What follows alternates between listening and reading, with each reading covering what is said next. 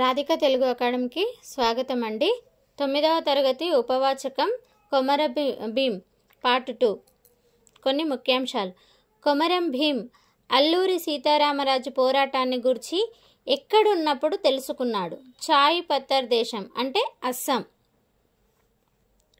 కొమరం భీము బాబాయ్, కుర్దు మరియు కొంతమంది కొలరాలు కలిసి అడవులు నరికి ఏర్పాటు చేసుకున్న గూడెంలు. భాబేజరీ, చెల్బండి, గోగిన్మోవాడం, టోయ్కిన్మోవాడం, భీమన్గొంది, కల్లేఘాం, మురికిలోక, అంకుసాపూర్, నర్సాపూర్, దేమ్డిగూడ, జోడెన్ ఘాట్, పాట్నాపూర్ మొదలగు 12 గూడాలు ఏర్పాటు చేసుకున్నారు. భాబేజరీలోని గోండు గూడాలను తగలబెట్టిన వారు జంగ్లత్ వారు.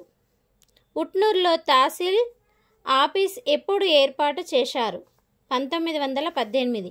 భీం నాయకత్వంలోని ప్రజలు తమ పంటలను కాపాడుకోవటానికి చేపట్టిన మార్గం పోరాట మార్గం.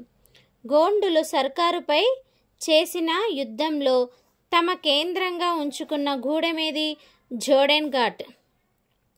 భీం నాయకత్వంలోని ప్రజలు పంటలను కాపాడుకోవడానికి చేపట్టిన మార్గం పోరాట మార్గం. యుద్ధానికి సంకేతంగా ఉపయోగించాల్సిన బూర తుడుం. గోండు రాజ్యస్థాపనే లక్ష్యంగా పోరాడిన గోండుల యుద్ధ సామాగ్రి ఈటెలు, బాణాలు, బరిసెలు, గొడ్డళ్ళు, తుపాకులు, బర్మాకులు. కొమరం భీం వెనుక నుండి నిజాం సైన్యానికి చూపిన మోసగాడు కుర్దు పటేల్. ఆదివాసుల విముక్తికి పాటుపడిన భీం ఎప్పుడు మరణించాడు? 1/9/1940లో భీము మరణించడం జరిగింది.